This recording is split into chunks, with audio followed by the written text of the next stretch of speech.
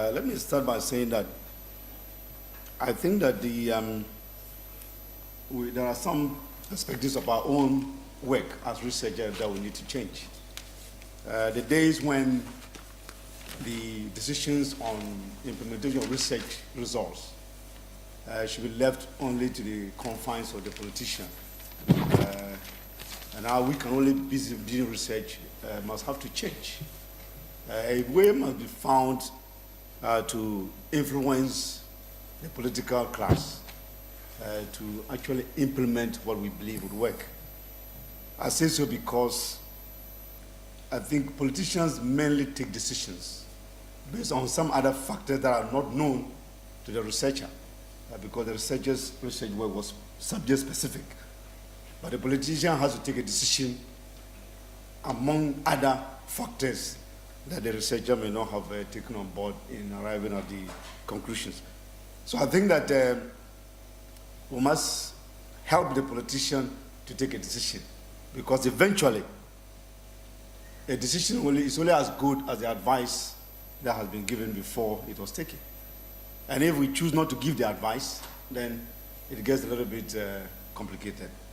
And if the advice comes only in the form of a research report, which may not be accessible to the politician, then it gets difficult to blame him again for not taking the decision. That's why I believe that the working relations between the research class, if I can put it this way, or scientists that way, and the political establishment may have to change somewhat so that we can meet each other halfway and get things going. I'm making this remark mainly because I believe both worlds. I was a research scientist in the CSR for almost 20 years before I decided to go to Parliament. And so I've gone into the hands of the two sides, and I believe that they both need each other if we can work for the general good of society. The other issue is that the research establishment, in many instances, particularly in our part of the globe, that is in the sub-Saharan Africa in particular, the political establishment is a little bit behind the research establishment in terms of institutional arrangement. African countries have just become a little bit more stable in terms of democratic administration, etc. And so we cannot be as sharp as the demand from the research end will require us to be. And so we need to be encouraged, motivated, and to a large extent even influenced, so that we can be seen to have it. The political class, as I see them today, is a little bit shy of medium to long-term advice. We are looking for advice that can make us have more resources for our annual budgets. And so if somebody was willing a bag from the World Bank and says that, oh, I have this piece of evidence to show that this can work for your economy, it will be easier for the average politician, policy implementer, to work with that person than, well, this is a job we have done with fertilizer use in Africa, and it's resting in a report somewhere, and you have to make an effort to find it. Most politicians do not have that time, honestly, to look for research reports. And we have just to devise ways and means of covering the distance so that we'll be much nearer each other. Now, I believe that one of the difficulties confronting African agriculture is actually the technology uptake. Most of the production as we have it today are not really influenced by technology as we really would have wished it to be.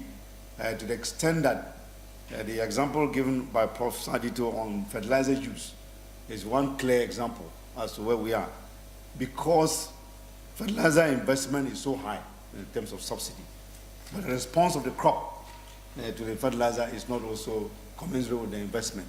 That is because previous biological science asked African scientists to develop varieties that would not respond to fertilizer because farmers were poor and couldn't buy the fertilizer. So if you have now a policy arrangement that invests a lot in fertilizer, and it's the varieties that were not meant to respond to fertilizer that are the fertilizer being applied to, you don't expect a quick response today.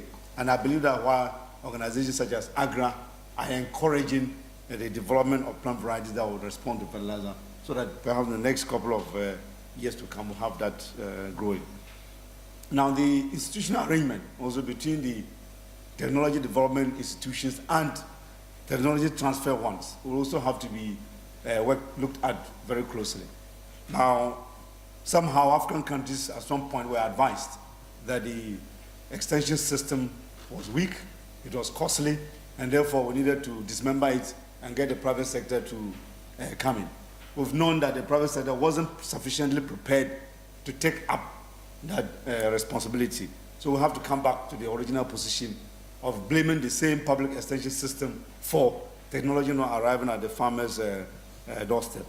And the situation gets more complicated because whereas we had a T&V system that required a physical presence of the extension officer to deliver advice, as Professor Saidi was espousing, we have a situation where technology has come to overwhelm the average extension officer, because before he gets to the farmer's doorstep to tell him how much a kilogram of maize is costing in the market, the farmer already has it on his mobile phone because he belongs to Isoko. Is it Isoko?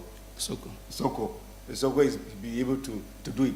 So I believe that the entire institutional arrangement that comes along technology development will have to be looked at completely so that we can have a new direction as to what role should the extension officer play, what technology must he need, what role can the scientist play, what the policymaker along the entire chain, so that we can see African agriculture moving up.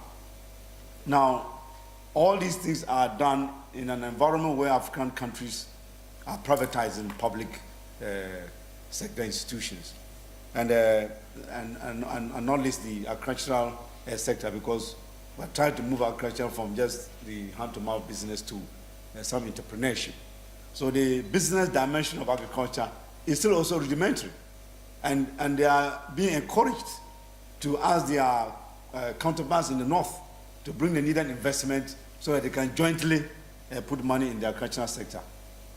Then the policy implementers have a question to answer both ways. One, are governments in control of public lands so that people who want to invest can be free to do so?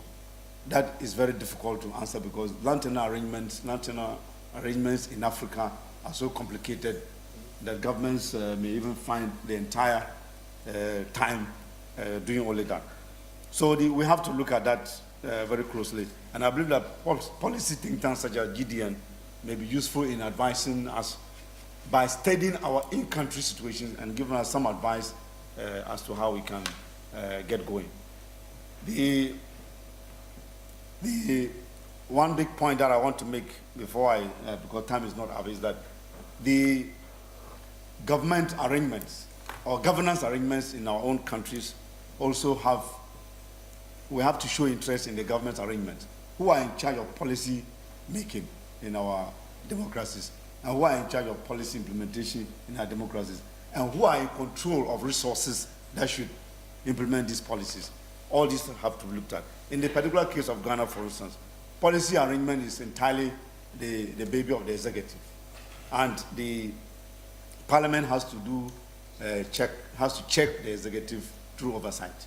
Now, if parliament is not well informed about what policies are working, and they have to oversight an executive, a very overly powerful executive, because they control the policies and they control the resources, then it gets a little bit complicated. That's why I think working relationship between IFPRI, GDN, and other think tanks with national parliaments, who are the accountability institutions at the government level, is extremely important, and we'll have to take this on board in getting some of our research reports so that when parliaments are commenting and monitoring policies as being implemented by the executive, they are doing so from a very informed position and not just out of ignorance. The other issue is how to sustain some good policies so that they can travel beyond political election cycles. Sometimes and that's why I don't feel comfortable that the gap between researchers and politicians is that big. If we don't get close, what it then means is that policy decisions and making will continue tumbling with political election cycles, and that is not healthy for economies that have to develop.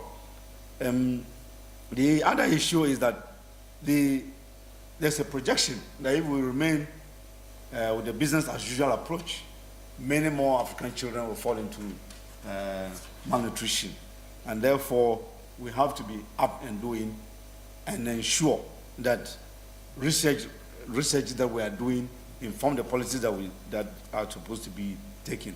And this may come clearer if we build alliances between in-country institutions that relate with policy making and policy implementation with think tanks such as GDN, so that if like the research results don't stay too long from getting into it. And this has happened, this has worked very well, particularly between IFPRI and my committee in Ghana's parliament. Actually, the Agri Committee in Ghana's parliament. And we have a very, very, very good working relationship with IFPRI, such that constantly on a daily basis or periodically, we are constantly getting new ideas from them that we can get moving.